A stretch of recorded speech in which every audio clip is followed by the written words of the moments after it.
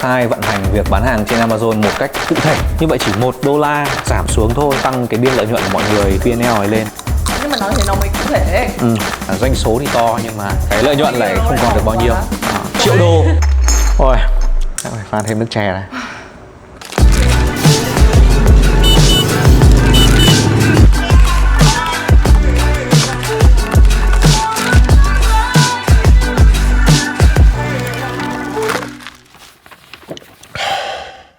Xin chào các khán giả đang theo dõi Mờ Trai Trà Đá Hướng Dương, nơi mà những câu chuyện POD được vén màn và những bí kíp từ Zero đến Hero được bật mí. Và bằng cách này hay cách khác thì sẽ chuyển những năng lượng tích cực đến những anh em đang theo đuổi con đường MMO. Qua các số Trà Đá Hướng Dương đã lên sóng thì Mờ Trai đang nhận được rất là nhiều những chia sẻ từ các anh chị em seller, cả những seller lâu năm và những seller mà đang tập tành để bán hàng trên các nền tảng thương mại điện tử. Và Mờ Trai nhận ra thấy có một vấn đề chung của các anh em, đó là đều đang loay hoay để tìm cho mình những hướng đi đúng để có thể đạt được thành công và hạn chế nhất những cái rủi ro khi bán hàng. Vậy thì điều gì khó có Mờ Trai lo. Ngày hôm nay thì Mờ Trai sẽ mời đến chương trình Trà Đá Hướng Dương của chúng ta ngày hôm nay một vị khách mời đặc biệt. Và Mờ Trai tin rằng với những thông tin thú vị mà vị khách mời đặc biệt ngày hôm nay mang tới thì các anh chị em seller sẽ có thêm phần tự tin để có thể gia nhập vào cuộc đua bán hàng xuyên biên giới.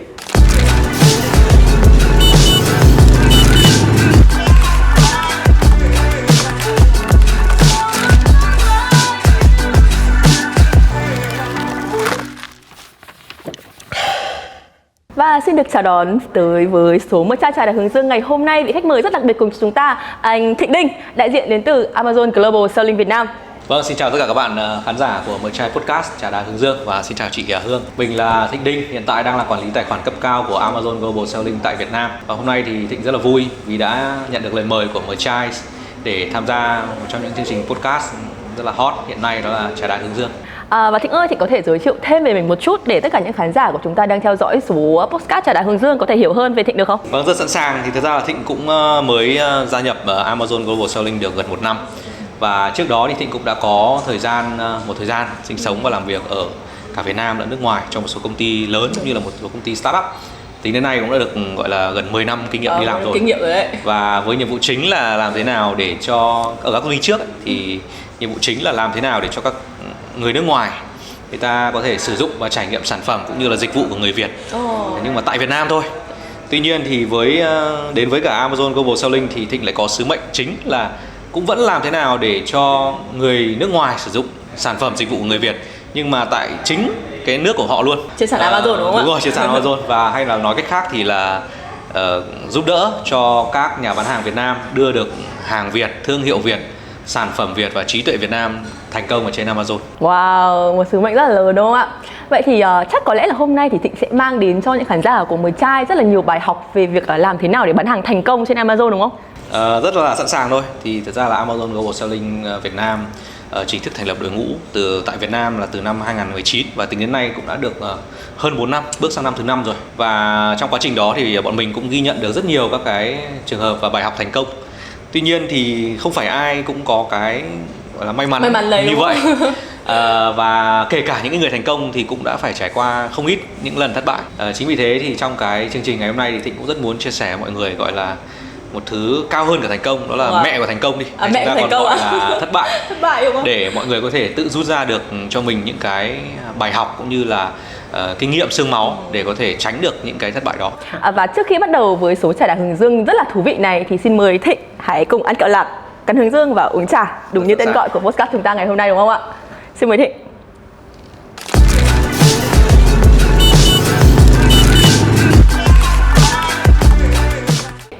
Thịnh ơi, điều đầu tiên thì sẽ là gì nhỉ? Bí kíp đầu tiên sẽ là gì nhỉ?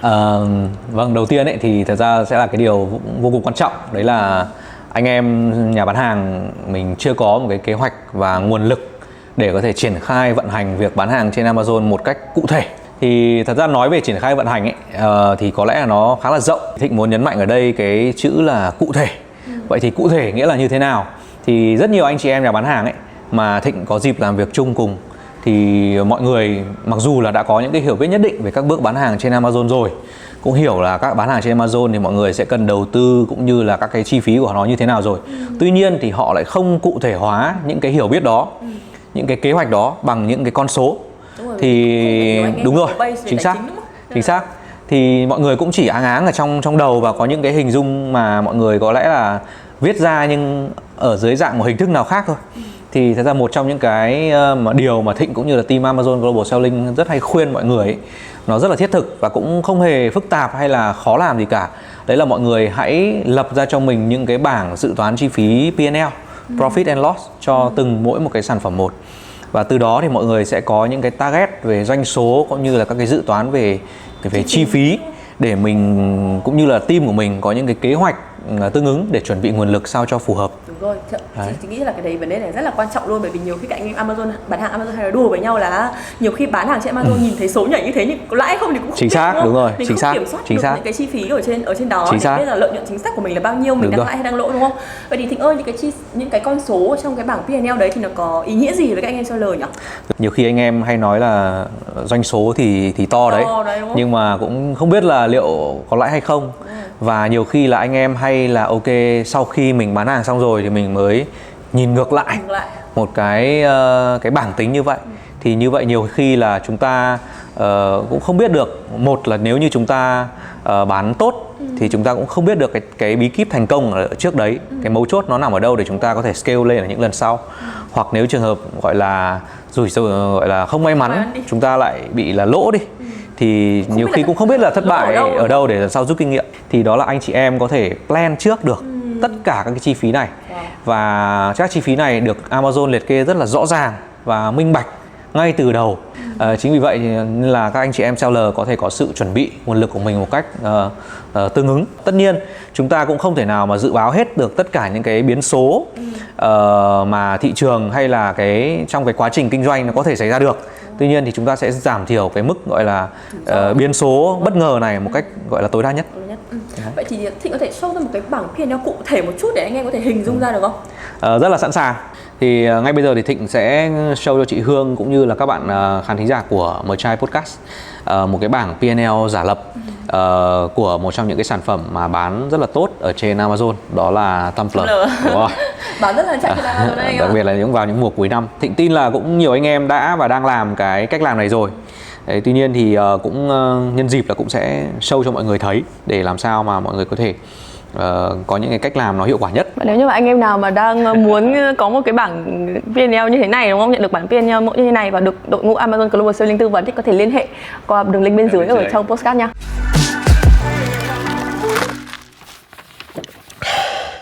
Thì ở đây trong cái bảng này chúng ta sẽ thấy là có cái màu vàng, những cái ô màu vàng này là những cái ô mà anh em nhà bán hàng sẽ tự điền số của mình vào. Còn những ô màu trắng thì sẽ là những cái ô mà đã được công thức hóa rồi. Và tất cả những con số này thì đều được cái sự liên kết chặt chẽ đến với nhau. Chị có thể thấy là có rất nhiều cái chỉ số mà được màu vàng ấy. Thế này thì Thịnh có thể nói qua được về những cái chỉ số này để mọi người có thể nắm được không? Rất sẵn sàng thôi. Thì thật ra là những cái ô màu vàng này chính là những cái con số mà anh em hay là team đội ngũ của mọi người sẽ nên điền vào. Ví dụ như unit order đi thì nó chính là cái số lượng hàng mà mọi người đặt target là sẽ định bán là bao nhiêu. Hay là average sale per order đi thì nó sẽ chính là cái giá bán, đúng không ạ? Mức giá bán mình đặt giá ở trên Amazon. Hay là cái cost of goods sold per unit này chính là giá thành mà chúng ta làm việc với nhà cung cấp. Hay là FBA, đúng không? FBA fee này thì mọi người hoàn toàn có thể tính được trên mỗi đầu sản phẩm dựa trên cái công cụ FBA Revenue Calculator của Amazon. Đấy, hay là ngoài ra thì ngân sách quảng cáo thì mọi người cũng sẽ dựa vào tùy vào cái chiến lược chạy quảng cáo cũng như là cái thế mạnh của đội ngũ của mình để có thể set ra một cái mức ngân sách sao cho phù hợp. Lại điền là phần trăm, đúng không? Chính xác. Số kia thì là mình điền số chính xác. Đúng rồi. Thì thật ra là ở đây thì Thịnh đang để cái đơn vị cho mỗi cái mà mọi người cần điền ấy, là những cái gì mà team của anh em seller hay gặp phải nhất, hay gặp nhất và nó thân thuộc nhất với cả anh em. Tất nhiên anh em hoàn toàn có thể biến đổi tùy chỉnh dựa trên cái cách nào mà mọi người cảm thấy nó gần gũi và thân thuộc hơn thôi. Hay là ở đây cái phần còn nữa là cái phần payment fee, đúng không ạ? Phần trăm này thì mỗi một nhà cung cấp dịch vụ thanh toán lại có cái mức phí khác nhau. Chọn đó. Bên nào mà có giá chính xác. Và tất cả con số này nó đều liên quan, và quan trọng nhất ấy, mọi người sẽ nhìn vào cái số 8 này, cái P&L này, đúng không ạ? Nếu như nó là sau khi chúng ta điền hết tất cả các chi phí rồi và nó vẫn là hiện ra một màu xanh, ở đây thì cũng đã xét một cái hy vọng này, đúng không? Hàm đấy là để làm sao mà nếu như nó vẫn là màu xanh thì có nghĩa là nó vẫn còn đang là không bị lỗ, đúng không ạ? Còn nếu như mà nó lại bị Lỗ thì sao? bị lỗ thì nó sẽ tự động chuyển thành màu đỏ. Chỉ câu có hỏi là những cái con số này nó sẽ link đến nhau như thế nào ấy, hoặc là những cái tác động còn lại giữa các chỉ số thì nó sẽ ra sao? Chắc chắn rồi, đấy cũng là điều mà Thịnh cũng đang định chia sẻ với cả mọi người. Thì thật ra là tất cả con số này rất là chặt chẽ với nhau. Đúng không? Thịnh lấy ví dụ thôi. Đấy, ở đây cái phần cost of goods sold đi. Nếu như team của anh em mà không làm việc với cả nhà cung cấp một cách chặt chẽ thì có thể con số này đội lên rất là cao. Và ở đây Thịnh muốn nói là từng những cái sự biến đổi ấy, nó sẽ có cái sự tác động rất là lớn đến với cả P&L. Thịnh lấy ví dụ ở đây đang là 7 đô đúng không ạ? Và chiếm khoảng 25% trên giá bán. Thế thì giả sử bây giờ Thịnh để nó là 6.5 đi. Khi giả sử anh em deal được với cả nhà cung cấp, chúng ta để là 6.5. Thì ở đây mọi người có thể nhìn thấy là cái mức P&L này trước đó nó là 68.000 thì bây giờ nó đã lên thành là 77.000 rồi. Tăng lên khoảng 10.000 đô, chỉ 0.5 đô la thôi. Nó đã lên đến tận là 10.000 đô rồi. Và cái mức lợi nhuận của chúng ta nó lên thành 14,5%. Và ngược lại, nếu như giả sử cái phần FBA fee này, nếu như đội ngũ của anh em seller mà không có cái sự chú ý đến, bởi vì FBA sẽ được tính dựa trên kích thước, khối lượng hay là thể tích của mỗi sản phẩm, đúng không ạ? Hay chủ yếu có thể nó coi là cách đóng gói, chúng ta cũng sẽ rất dễ khả năng là sẽ bị cái phí FBA này nó chiếm một cái tỷ trọng rất là cao trên cái doanh thu của mình. Thế lấy ví dụ ở đây đang là 7 đô đúng không ạ? Tuy nhiên nếu như chúng ta không làm cẩn thận, không làm khéo đi và không chú ý đến, cứ để thả trôi đi, giả sử nó có thể lên thành 9 đô thì ngay lập tức mọi người có thể thấy là lợi nhuận chúng ta chỉ còn có 7% thôi. Và cái P&L nó chỉ còn có lẽ là 37.000, tức là giảm gần như là một nửa. Đúng không? Nó rất là quan trọng.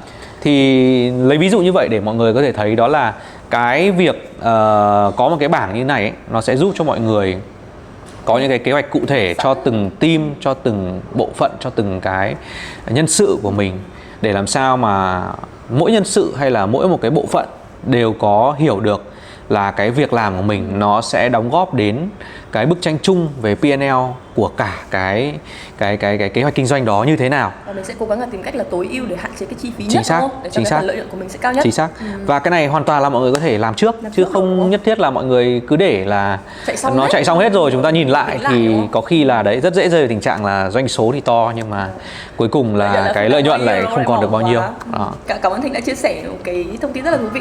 Vậy thì Thịnh ơi, thì vậy để tránh những cái yếu tố này thì Thịnh có cái lời khuyên nào dành cho anh em không? Thật ra ấy, là bán hàng ở trên Amazon ấy, nó là cả một cái chặng đường dài, chứ nó không phải là chỉ có mang tính chất là mùa vụ. Vậy nên là mọi người hãy áp dụng cái bảng P&L này, cũng như là trong cái việc là xây dựng kế hoạch. Và xây dựng kế hoạch không phải chỉ cho mỗi từng cái sản phẩm, mà hãy xây dựng cái kế hoạch đó cho cả một cái sự gọi là kế hoạch kinh doanh một cách dài hơi, ít nhất là 1 năm. Đó, ví dụ như là mọi người có thể dùng cái bảng như thế này. Đấy, ví dụ như là cái bảng này thì đây là một cái bảng cũng trên từng sản phẩm, đúng không ạ? Và nó có kế hoạch cho từng tháng một, cũng như là target cho từng tháng một. Cái format bên trái nó khá là giống với cả cái file vừa rồi, file kia. Đấy, và cái này thì nó sẽ rộng hơn là từng tháng một, để mọi người có những kế hoạch kinh doanh về chuẩn bị về team, về nguồn lực, về dòng tiền, đúng không ạ? Vì có những tháng chúng ta sẽ cần phải đi số lượng hàng lớn hơn rất là nhiều. Vậy nếu như chúng ta không có cái sự chuẩn bị trước cho cả một cái chặng đường dài thì rất khó để chúng ta có cái sự chuẩn bị tốt được. Lại một lần nữa nhắc lại là nếu như anh em nào mà muốn có cái file mẫu về kế hoạch bán hàng năm thì có thể liên hệ với đội ngũ Amazon Global Sourcing, coi đường link bên dưới để có thể được tư vấn tốt nhất nhé.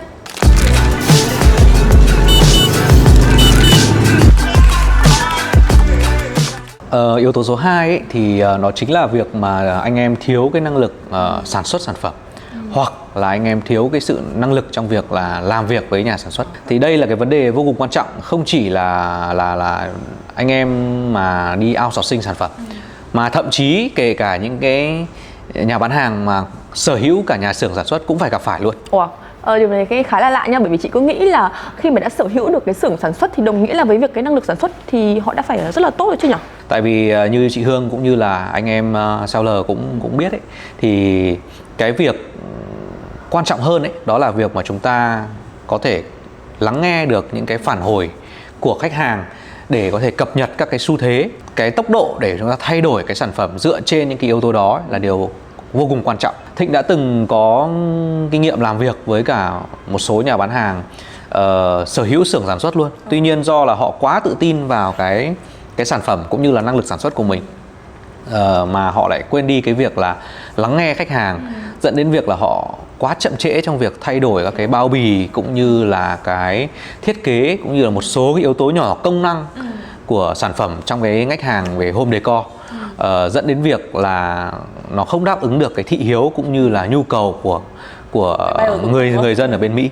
Và bởi vì rõ ràng là khách hàng ở bên Mỹ thì người ta có những cái yêu cầu khác, cái điều kiện về khí hậu cũng như là cái gọi là cái gu của họ với cái ngách hàng đó nó cũng khác. Cũng cái case đó là một case thất bại. Vậy thì đối với những anh chị em bán hàng mà đang tìm nguồn hàng outsourcing hoặc là làm việc với những cái đối tác fulfillment giống như Mời Chai chẳng hạn đi, thì Thịnh có một cái lưu ý gì không khi mà làm việc với những cái đối tác sản xuất hoặc những đối tác fulfill như vậy? Ra có 2 điều mà đội ngũ của Amazon Global Selling luôn luôn khuyên các nhà bán hàng. Điều thứ nhất đấy là anh chị em hãy làm việc với những cái đối tác uy tín.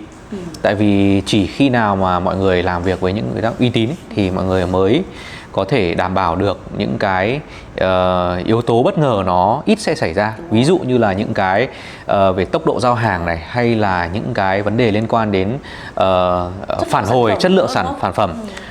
Nếu như mà những đối tác mà không có sự gọi là kinh nghiệm cũng như là cái sự uy tín trong lĩnh vực này thì nó rất dễ xảy ra cái việc là sản phẩm của mọi người có thể lên được, bán được trong thời gian đầu thôi.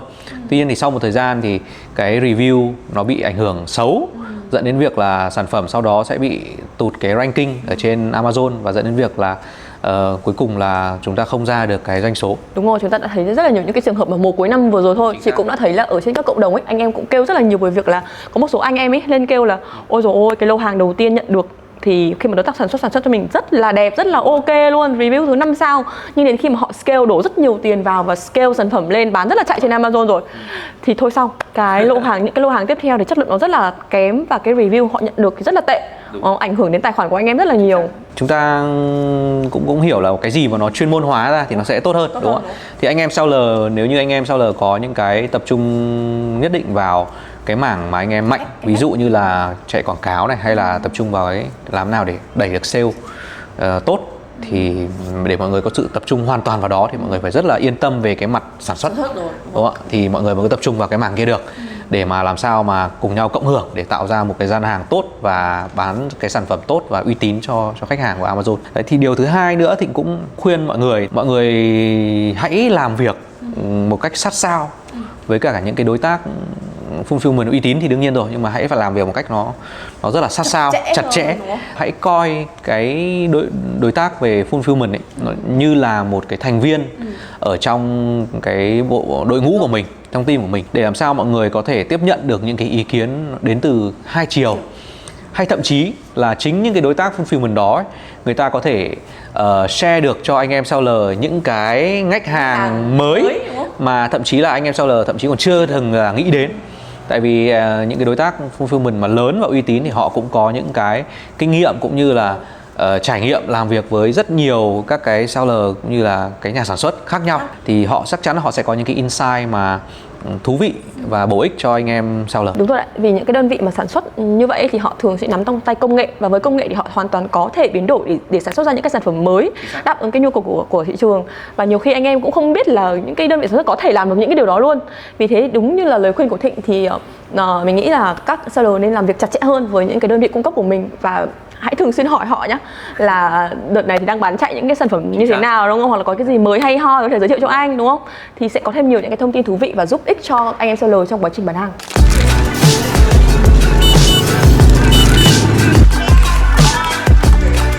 Save the best for the last đi. Bí kíp mà cuối cùng đi, bí kíp cuối cùng và bí kíp quan trọng nhất mà theo Thịnh thì sẽ là gì? Thật ra Thịnh nghĩ thì đây cũng chính là cái yếu tố mà vừa là yếu tố quyết định cái thất bại và thực ra cũng chính là yếu tố thành công luôn. Chính xác là như vậy. Đấy là cái vấn đề trong việc là nghiên cứu và tạo ra cái sản phẩm mới. Và đây cũng có lẽ là cái vấn đề mà muôn thuở và câu hỏi có lẽ là triệu đô mà Thịnh cũng như là đội ngũ của Amazon Global Selling thường xuyên nhận được, đó là Thịnh ơi, em ơi, bạn ơi, anh ơi, em nên bán cái sản phẩm gì bây giờ? Và đáng tiếc là thật ra là có rất nhiều anh chị em ấy, seller lại chỉ tập trung vào bán cái mà mình đang có mà quên đi cái việc là tìm hiểu cũng như là nghiên cứu ra thứ mà thị trường đang cần. Đây đúng là một cái câu chuyện bán hàng gì trên Amazon thì đúng là một câu chuyện muôn thuở luôn, và rất là nhiều người hỏi. Bản thân Mờ Trai đi, đơn vị Fulfill đi thì cũng nhận được rất là nhiều câu hỏi từ anh em seller là kiểu em giới thiệu cho anh đi, bây giờ anh nên bán gì trên Amazon đi. Thì vậy thì bên phía Thịnh đi và phía Amazon thì có cái giải pháp nào để giúp anh em seller có thể tìm được đúng hướng hơn không? Tìm được cái sản phẩm phù hợp không? Chắc chắn rồi, thực ra là hiểu được cái pain point đó, cái nỗi đau đấy của nhiều anh em seller. Thì một trong các cái trọng tâm của đội ngũ Amazon Global Selling Việt Nam trong năm 2024 ấy, đó chính là giới thiệu ra các cái công cụ để giúp cho seller có thể gọi là tự nghiên cứu và phát triển sản phẩm một cách tốt nhất. Gần đây thì Amazon cũng đã cho ra mắt 2 cái công cụ nghiên cứu do chính Amazon phát triển. Wow, uy tín nha. Tức là data là hoàn toàn là của Amazon luôn, hoàn toàn miễn phí cho các nhà bán hàng có tài khoản nhà bán hàng chuyên nghiệp. Cái công cụ có tên là Product Opportunity Explorer, hay còn gọi là trình khám phá cơ hội sản phẩm. Và số 2 đó là Marketplace Guidance, hướng dẫn về sản phẩm cho thị trường. Thay vì là trước đây thì anh em phải đi nghiên cứu ở rất nhiều nguồn khác nhau và rất nhiều tool, và thật ra là cũng chỉ là nhiều nguồn nên mỗi nguồn lại có một cái kết quả khác nhau. Thì bây giờ thì với cái công cụ này thì anh chị em có thể hoàn toàn là sử dụng nó và cập nhật những cái dữ liệu của Amazon theo một cách update nhất, chính thống nhất luôn. Chính thống. Chắc chắn đã đảm bảo là nguồn này chắc chắn uy tín này. Chính xác. Nghe Thịnh giới thiệu ấy thì nghe đã thấy rất là hấp dẫn rồi, nhưng mà bây giờ chị muốn là mình có một cái demo thật sự đi để cho anh em seller có thể hình dung ra cái công cụ đấy sử dụng như thế nào, áp dụng như thế nào được không? Người ta bảo rồi chăm nghe bằng một thấy thì bây giờ mình sẽ gọi là thử luôn. Thử luôn đi. Được đóng vai chị là seller. Đóng vai chị Hương là seller đi.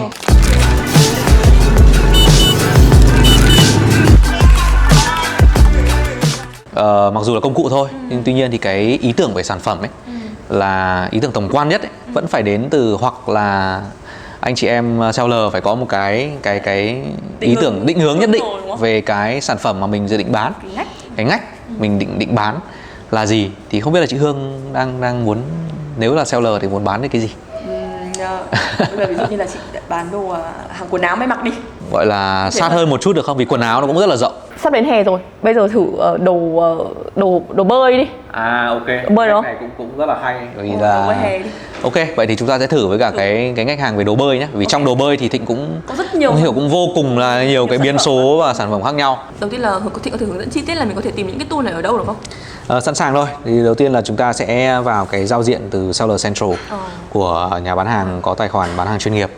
Đấy. Và sau đó thì mọi người sẽ bấm vào cái cột bên tay trái này, ở chỗ 3 gạch này, đúng không ạ? Và mọi người sẽ bấm vào cái phần Grow. Đấy, sẽ ra rất nhiều các cái công cụ để mọi người có thể tìm hiểu các công cụ phát triển sản phẩm. Thì ở đây như Thịnh vừa rồi có chia sẻ thì sẽ là cái công cụ đầu tiên mà Thịnh muốn share với mọi người, đấy là cái công cụ Marketplace Product Guidance, hay còn gọi là hướng dẫn tìm hiểu thị trường. Công cụ này thì sẽ giúp cho mọi người có thể biết được những cái thông tin tổng quan nhất về cái ý tưởng về ngách hàng của mọi người hiện tại đang là như thế nào. Đây, chúng ta thử vào nhé. Rồi, sau khi vào đây thì mọi người hãy bấm vào cái Category Insight. Đúng không ạ? Nếu như mà nó đang chưa ra, mọi người hãy refresh lại một chút, nó sẽ ra luôn. Được chưa ạ? Rồi, vừa rồi thì mình có nói đến cái ngách hàng về swimwear, đồ bơi đúng không ạ? Đồ bơi thì chúng ta hãy gõ là swimwear nhé. Rồi, thì chúng ta sẽ thử vào swimwear. Rồi. Vâng, thì ngay lập tức cái ô ở phía dưới này nó đang hiện ra là swimwear nó có cả ở sport và có cả ở gọi là hàng về quần áo thời trang. Thế chị nên chọn cái gì? Chị có thể chọn cả hai. Tuy nhiên thì mình có thể thử trước đi một cái ngách đoán thôi, chắc chắn là về thể thao thôi, đúng không ạ? Nó sẽ nhỏ hơn. Mình sẽ thử xem là cái gì đang hay ở đây và mình check ngược lại cái kia sau, đúng không ạ? Thì thứ nhất mình vào thử cái sport and swimwear đi.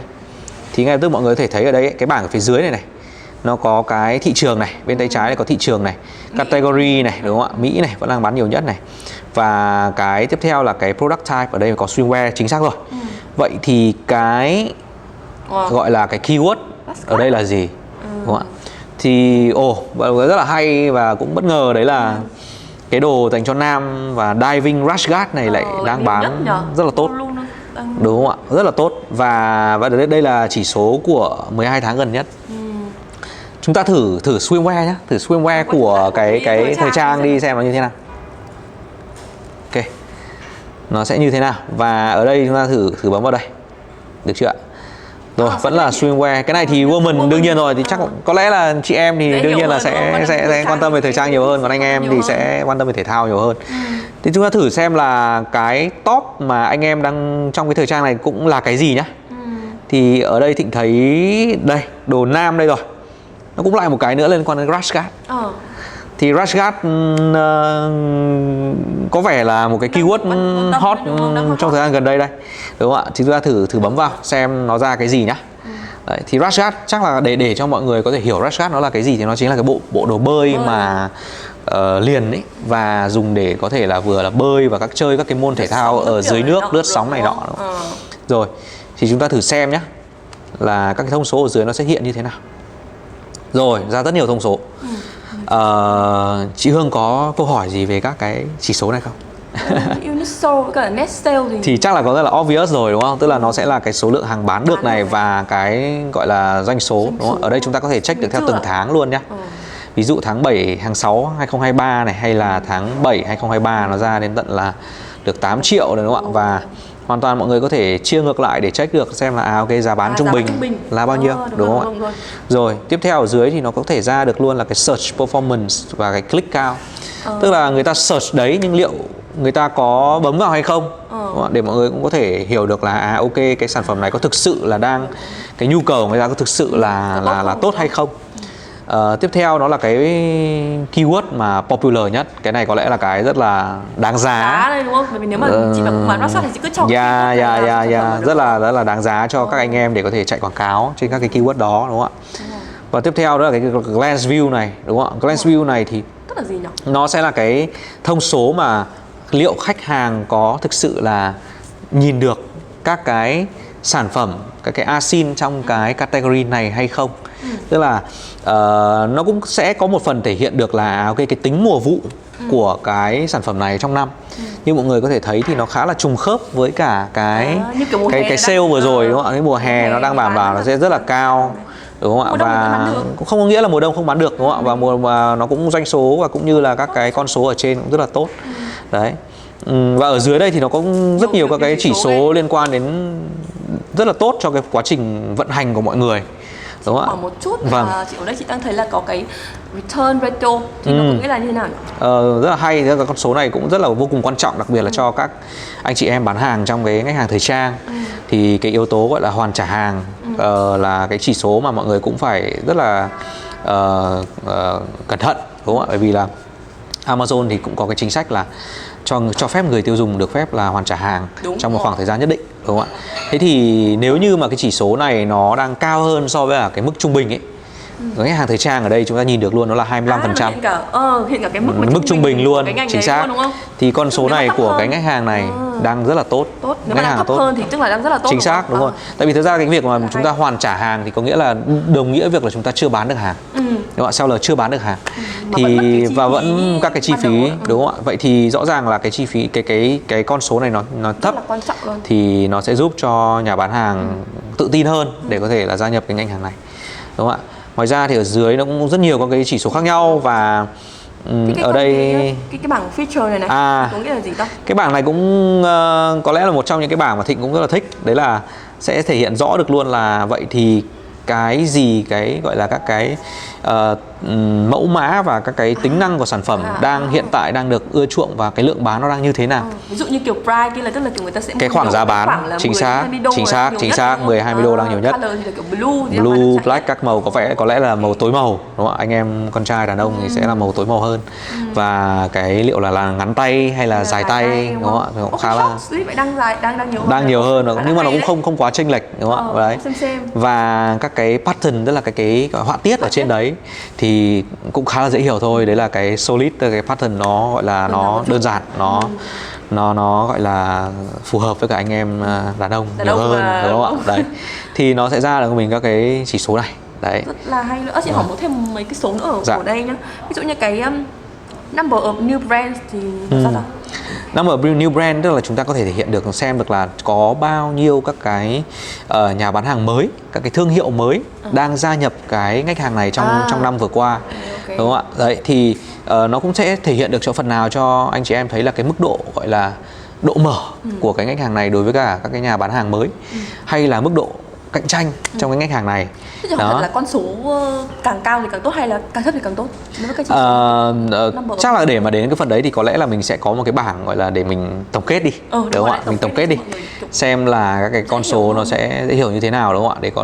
Để mọi người có thể gọi là sau đó thì mọi người có thể tự tìm hiểu và rút ra được cho mình những cái kết luận. Tại vì thực ra lại không có một cái kết luận nào là cố định cho một cái ngách hàng nào cả, mà mỗi một cái kết luận nó sẽ dựa vào rất nhiều vào sản phẩm, nhiều yếu tố của mọi người. Ok, thì đây là cái tổng kết cho mọi người này. Thì thứ nhất là ở cái chỉ số này mọi người có thể thấy là chỉ số tăng trưởng về lượng mua của cái ngách hàng này đều rất là tốt. Đặc biệt là so từ năm 2023 sang năm 2022 nó đều sự tăng trưởng trong từng thời điểm của cả năm luôn.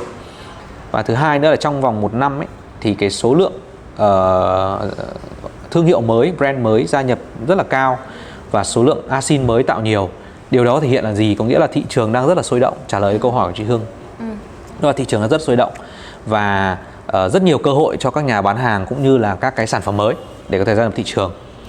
Và thứ ba nữa là cái tỷ lệ tìm kiếm search volume đúng không ạ? Search to purchase ratio này nó đang rất là tốt. Đó là mình có mua cái tỷ lệ đấy là nhu cầu người ta là cao và cái tỷ lệ hoàn trả hàng return ratio này nó đang thấp hơn so với mức trung bình, thấp một nửa luôn so với mức trung bình.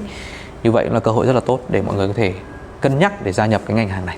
Thịnh ơi, chị hỏi một chút, nhưng ví dụ như là chị đã có cái định hướng là ok tôi chọn ngách Rascot Men đi, nhưng mà những cái thông tin như vậy thì nó mới chỉ là cái vừa cung cấp thì chị mới sẽ có cái định hướng ban đầu là ok cái ngách này có thể vào được, nhưng mà chị muốn chi tiết hơn tại vì bán hàng thì phải nghiên cứu kỹ hơn chẳng hạn, thì bây giờ chị muốn tìm hiểu sâu hơn về cái Rascot Men đấy thì có cái công cụ nào không?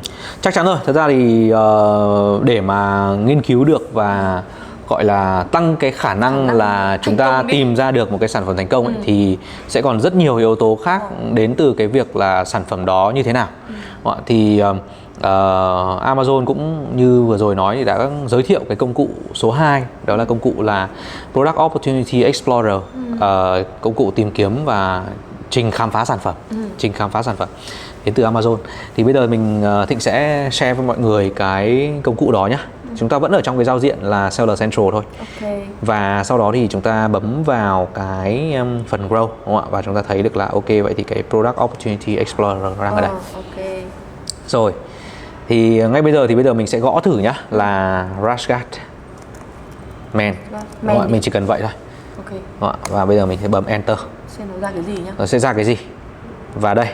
Thì để mà mọi người sẽ thử search, thử top down, mọi người bấm vào đây, click vào đây để gọi là sắp xếp cái thứ tự từ trên đến dưới nhá. Xem cái nào đang hot nhất rồi. Vì hot nhất trong cái Rascot này, vì muôn vàn các cái mẫu mã khác nhau. Ê, chị thấy ba cái đầu đều là cái gì Jiu-Jitsu. Chính xác, tức là cái Jiu-Jitsu này đúng không ạ? Thì Jiu-Jitsu chị Hương có biết là cái gì không? Thực ra chị cũng không biết đâu.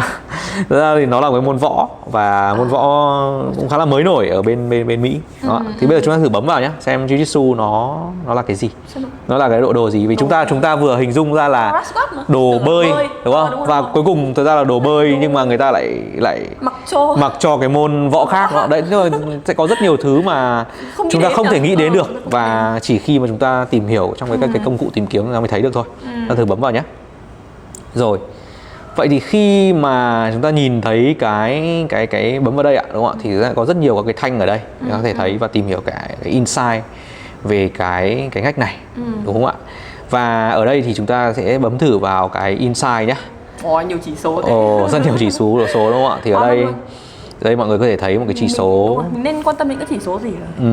Chắc có lẽ là trong thời gian khuôn khổ cho phép của podcast thì Thịnh sẽ chỉ nói đến một cái chỉ số rất là quan trọng, đấy là cái chỉ số mà gọi là top 20 cái product này. Thì nó sẽ đang chiếm bao nhiêu phần trăm cái lượt click. Thì ví dụ như chúng ta thấy là nó chỉ chiếm khoảng từ 43, 55 rồi 22, 52%, around khoảng 50%. Như vậy tức là vẫn còn những cái cơ hội khác cho các nhà bán hàng mới, đúng không? Tuy nhiên thì anh em cũng phải rất là nhanh. Tại vì sao? Tại vì là nếu như một năm trước thì top 20 ấy chỉ chiếm có 43% thôi. Và tên tăng lên khoảng hơn 50% rồi. Có nghĩa là sao? Có nghĩa là những cái nhà bán hàng mà họ nhanh chân họ tìm ra cái ngành này, họ đã dần dần đang khẳng định cái chỗ đứng trong cái ngách này rồi. Và nếu như chúng ta không nhanh thì có lẽ là cơ hội sẽ trôi qua mất. Cơ hội mất. Đúng không ạ? Đấy. Ngoài ra thì mọi người có thể tìm hiểu thêm ở cái phần là product này. Khi chúng ta bấm vào product này, chúng ta có thể tìm kiếm được là các cái bạn đang bán tốt, đúng không ạ, trong vòng 360 ngày vừa qua, và tìm hiểu xem là ok, vậy thì cái lượng rating trung bình chúng ta cần đạt được về mặt chất lượng sản phẩm ấy, nó cần đạt được là bao nhiêu, để chúng ta sau đó chúng ta có thể làm việc với cả bên phía nhà cung cấp và hoặc là nhà sản xuất. Đấy, ví dụ như ở đây nó phải rơi, chắc chắn là nếu như mà chỉ được có khoảng 4.0 trên 5 là thôi, có lẽ là rất là khó có cửa để cạnh tranh, đúng không ạ? Và cái lượng rating trung bình đó nó phải rơi vào tầm khoảng hàng nghìn rating, đúng không ạ? Thì chúng ta mới có thể là gia nhập được. Vậy thì chúng ta thử tìm hiểu xem là tại sao nó lại có cái sự gọi là một chút gọi là mature, gọi là cái sự gọi là đạt đến cái mức độ như thế này, đúng không ạ? Thì chúng ta thể nhìn vào cái phần là trend này xem sao. Ok, ở đây chúng ta có hai cái chỉ số, đó là search volume, đúng không ạ? Và các cái search conversion rate, đúng không ạ? Tức là search volume tức là lượng tìm kiếm. Và thứ hai nữa là vậy thì cái tỷ lệ convert từ tìm kiếm ra sale nó là bao nhiêu, đúng không ạ? Thì đây chúng ta nhìn một cái trend đường màu da cam này. Đúng là nó đang cao lên rất là nhiều, search volume đang cao lên từ tháng 10 năm ngoái. Và cái khoảng cách giữa conversion rate và cái search volume nó đang cách xa nhau ở cái giai đoạn từ tháng 10 cho tới tháng 12, đúng không ạ, của năm 2023. Đến bây giờ thì hai cái này nó đang khá là khớp với nhau rồi. Điều này nói lên điều gì? Có nghĩa là chắc chắn là trong giai đoạn từ tháng 10 cho tới tháng 12 ấy, thì đang có một cái lượng tìm kiếm đột biến tăng và nhu cầu, có cái sự gap giữa cung và cầu ở đây. Thì nhu cầu đang tăng cao từ tháng 10 đến tháng 12, rất là cao về cái lượng volume tìm kiếm. Trong khi đó thì cái gọi là nguồn cung, các nhà cung cấp, nhà bán hàng cho cái sản phẩm này đang được hưởng lợi từ cái sự gọi là tăng trưởng từ lượng tìm kiếm đó. Vậy thì nếu như anh em nào mà đang lại tìm kiếm và lại gọi là phát hiện ra cái ngách này sớm ấy, dựa trên các công cụ của Amazon và gia nhập vào từ giai đoạn tháng 10 thì sẽ rất có khả năng là cơ hội thành công rất là cao. Đó. Bây giờ mà chị gia nhập là bây giờ thì là khó hơn rồi, bây giờ là khó hơn rất là nhiều rồi, tại vì hai đường nó khớp vào với nhau rồi. Đó. Ngoài ra ấy, thì trong cái công cụ này có rất nhiều thứ rất là hay nữa. Ví dụ như mọi người có thể hoàn toàn bấm vào cái purchase drivers, tức là cái yếu tố để người ta ra cái quyết định mua hàng là cái gì, đúng không? Và mình có thể tìm hiểu được. Ngoài ra hay là cái việc mà người ta đang đánh giá không tốt là gì, đó, đúng không? Hay là cái review insight này, đúng không ạ? Mình có thể hoàn toàn tìm hiểu được là ok, vậy thì bao nhiêu phần trăm đến từ quality và bao nhiêu phần trăm là đến từ chất liệu, đúng không ạ? Hay là ngoài ra còn có một cái function mới là return. Đấy, cũng rất là hay để mọi người có thể tính toán được là vậy thì cái tỷ lệ hoàn hàng này nó như thế nào, và để chúng ta có thể gọi là đó yếu tố tránh được cái sự thất bại đây, đúng không? Đấy, lý do hoàn hàng luôn. Đấy, rất là hay hơn so với cả mong đợi. Đấy, đúng không ạ? Và hay là màu sắc này rất là nhiều, và đa phần nó sẽ là do size bé hơn. Vậy thì có nghĩa là khi chúng ta biết trước những điều này là chúng ta đã nắm được cái yếu tố là ok, vậy thì cải thiện nó như thế nào, và để tránh được cái việc là hàng bị hoàn lại, cũng như là phải mất công, mất tiền, mất sức cho cả khách hàng lẫn cả nhà bán hàng, đúng không ạ? Đó, thì có lẽ là rất nhiều các cái công cụ khác này, và trong cái buổi này thì Thịnh cũng chưa thể nào mà có thể nói hết được cho mọi người, để mô qua được thôi. Nếu như mà ai mà quan tâm đến và tìm hiểu sâu hơn về các công cụ này, còn thấy rất là nhiều những cái bảng mà mọi người có thể khám phá, những cái chỉ số mọi người khám phá. Và nếu như mọi người cần hướng dẫn thì có thể là vẫn click vào đường link đăng ký bên dưới, đúng không? Để đội ngũ của Amazon Global Selling có thể là tư vấn cho mọi người kỹ hơn về việc là sử dụng công cụ này như thế nào trong quá trình tìm kiếm sản phẩm. Rất là hay đấy. Chính xác. Thực ra thì cũng rất là khuyến khích anh chị em là hãy sử dụng những cái công cụ này của Amazon, tại vì là anh chị em chắc chắn là anh chị em sẽ có những cái cách tìm kiếm mà thậm chí nó còn sáng tạo hơn nữa cơ. Và anh chị em sẽ tìm kiếm ra được những thứ mà nó liên quan nhất đối với cả cái kế hoạch kinh doanh của mình. Đó. Còn đương nhiên thì đội ngũ của Amazon Global Selling vẫn sẽ luôn sẵn sàng để có thể tiếp nhận những cái ý kiến cũng như là các cái câu hỏi của anh chị em để có thể tư vấn cho mọi người thêm những cái đánh giá dựa vào kinh nghiệm và kiến thức cũng như là trải nghiệm của Amazon Global Selling. Như chị ơi, chị có một thắc mắc là chị cũng đang thắc mắc là tại sao tự dưng mà đến tầm tháng 10 đấy mà nó lại đi lên nha. Ok, câu hỏi cũng có một cái lý do nào đấy chứ, nếu không thì nó cũng sẽ ví dụ như theo mùa đến như mình vừa phân tích đi, ví dụ như nó là đồ bơi thì theo lý thuyết là nó sẽ lên vào mùa hè đi. Nhưng chị thấy nó lên vào tầm tháng 10 chẳng hạn. Cũng rất là thắc mắc là tại sao nó lại tháng 10 thì nó lại có cái trend đấy. Cũng rất là hay, tại vì thật ra là cái này cũng là cái phỏng đoán của Thịnh thôi.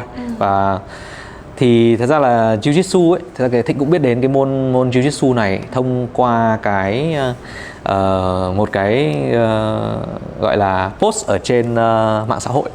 Đó là thông qua sự việc là hai tỷ phú là Elon Musk và Mark Zuckerberg là thách đấu nhau ở trên mạng xã hội trong cái việc là đấu võ môn này.